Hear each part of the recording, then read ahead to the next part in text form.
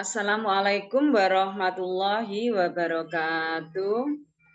Bismillah, alhamdulillah, wassalatu wassalamu ala rasulillah, la haula wa la quwata illa billah, amma ba'du. Rekan-rekan yang dirahmati Allah Subhanahu wa Ta'ala, kali ini saya akan mempresentasikan hasil on the job training 2 pelatihan calon pengawas angkatan 16 Jawa Timur. Saya mengambil judul Supervisor, The Power of Kepepet. Kepepet di sini kepanjangan dari kepengawasan, meliputi perencanaan, pelaksanaan, dan evaluasi terpadu.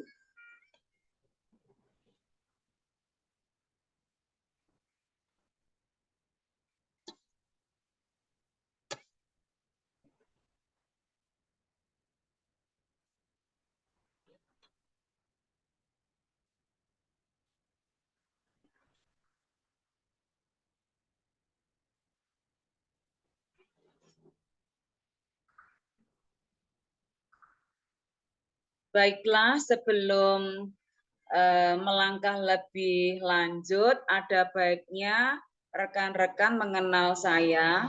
Nama saya Nani Sulistiani, tempat tugas saya di MTSN 4 Blitar, beralamat di Desa Sukosewu, Gandusari, Kabupaten Blitar. Untuk moto saya, Birrul Walidain.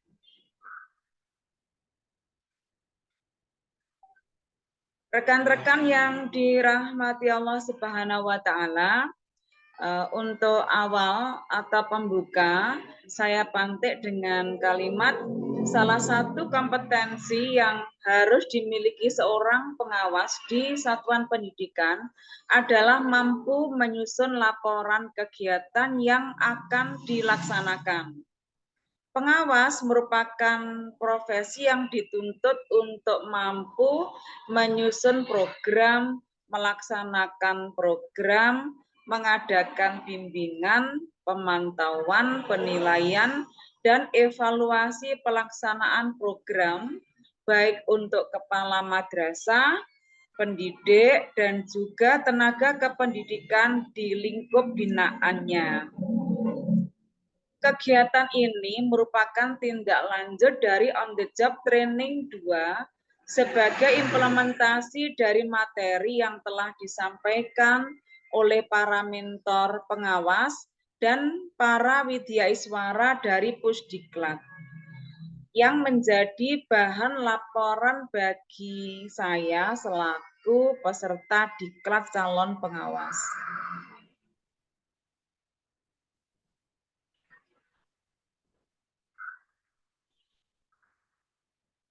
Dasar hukum yang saya gunakan untuk penyusunan laporan evaluasi pelaksanaan program kepengawasan adalah Peraturan Menteri Pendidikan Nasional Republik Indonesia Nomor 12 Tahun 2007 tentang Standar Pengawas Sekolah.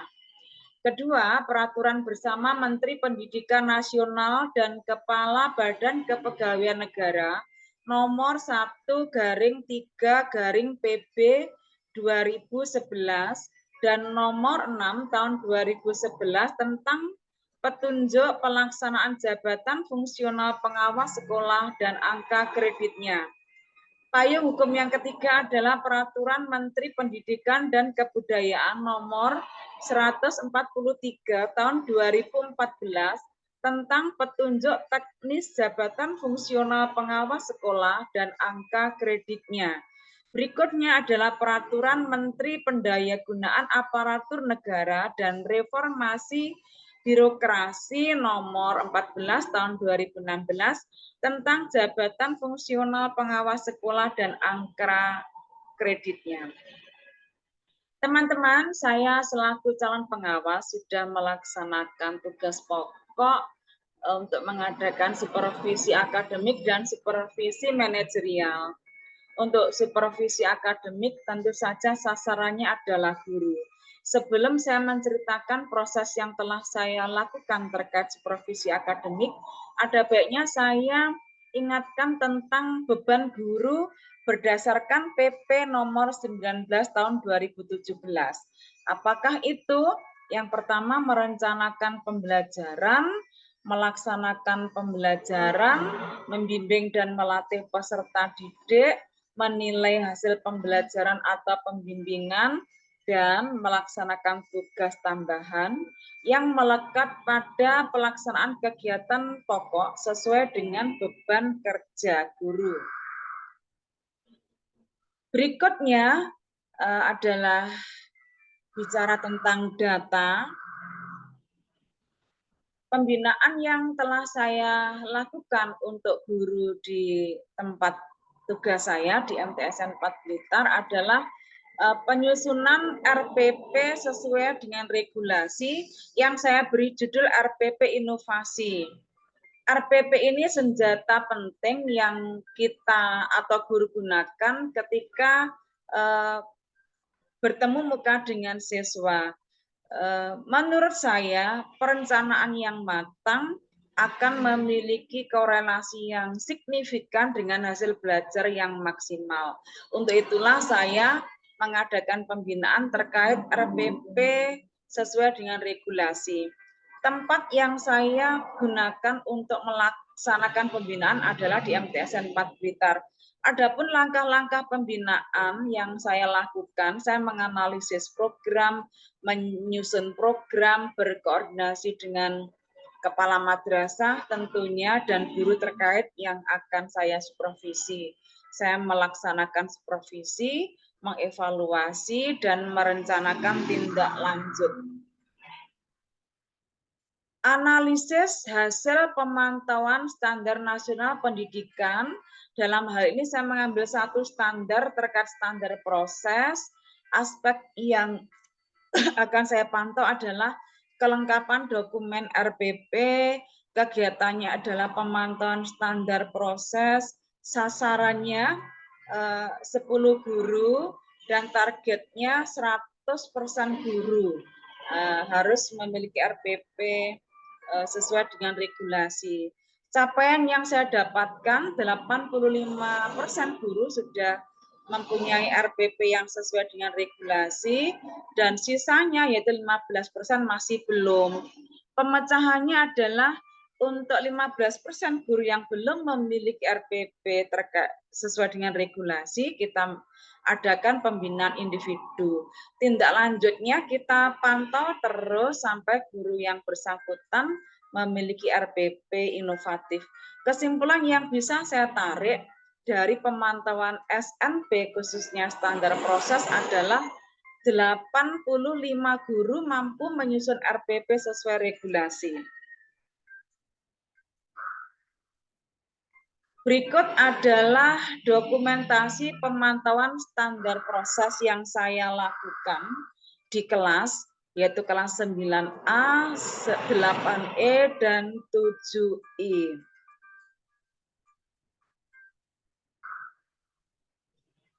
Setelah saya melaksanakan supervisi di kelas, saya dapatkan satu kesimpulan bahwasanya guru ketika bertemu muka dengan siswa mengadakan proses belajar mengajar masih belum menggunakan metode yang variatif. Ingat, materi pelajaran memang penting, tapi yang lebih penting adalah metode untuk memahamkan materi.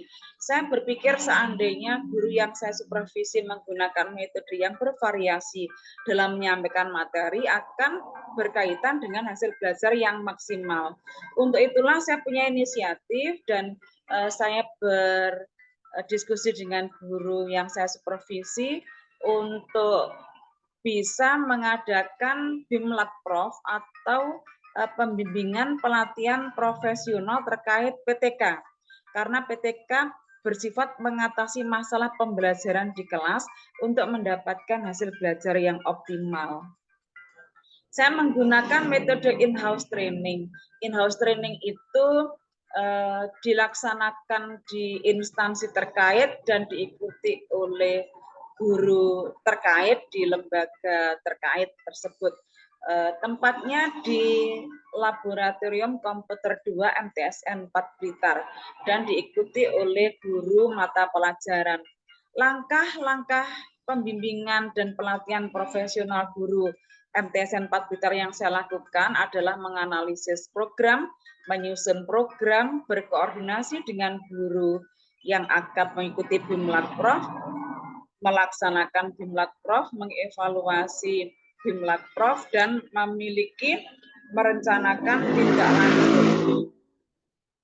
Analisis yang bisa saya kemukakan dalam slide kali ini adalah materinya penyusunan proposal PTK, kegiatannya adalah BIMLAT-Prof profesional guru MTSN 4 Blitar dengan menggunakan metode in-house training. Sasarannya adalah guru MTSN 4 Blitar. Targetnya 100% guru mampu menyusun PTK dengan harapan hasil belajar akan lebih meningkat. Capaiannya 70% guru mampu menyusun PTK, kesenjangannya 30% guru belum mahir. Alternatif pemecahan masalah adalah pembinaan melalui teman sejawat. Kesimpulan yang bisa saya tarik dari hasil BIMLAT-Prof adalah 70% guru mampu menyusun PTK, dan tindak lanjut yang akan saya lakukan adalah pembinaan individu atau kelompok bagi guru yang belum mampu menyusun PTK. Berikut adalah dokumentasi kegiatan BIMLAT-Prof. Maaf.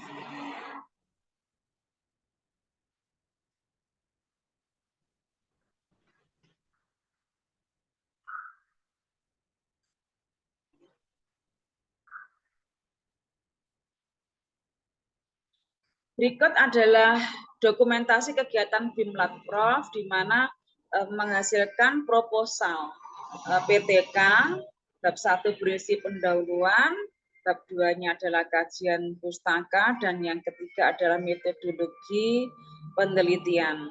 Ini adalah rekan-rekan guru di MTSN 4 Blitar yang mengikuti BIMLAT-Prof penyusunan proposal PTK dengan menggunakan metode in-house training.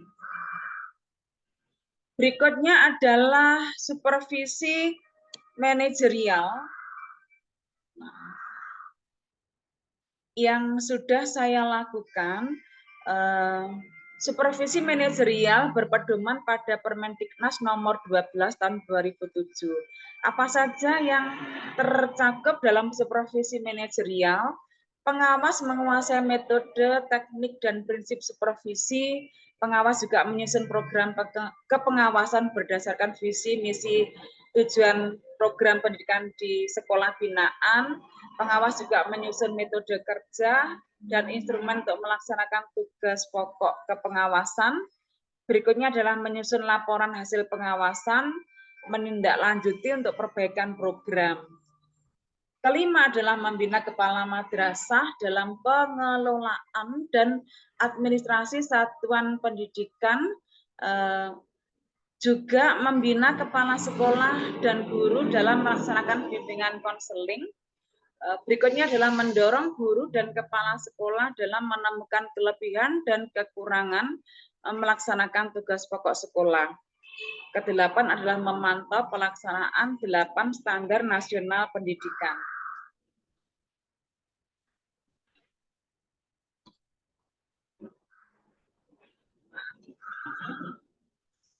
Delapan standar nasional pendidikan adalah standar isi, proses, kompetensi lulusan, tendik, sarana prasarana, pengelolaan, pembiayaan, dan penilaian pendidikan. Berikut adalah dokumentasi supervisi manajerial yang saya khususkan mengambil satu, yaitu supervisi standar sarana prasarana di MTSN 4 Blitar. Untuk penutup,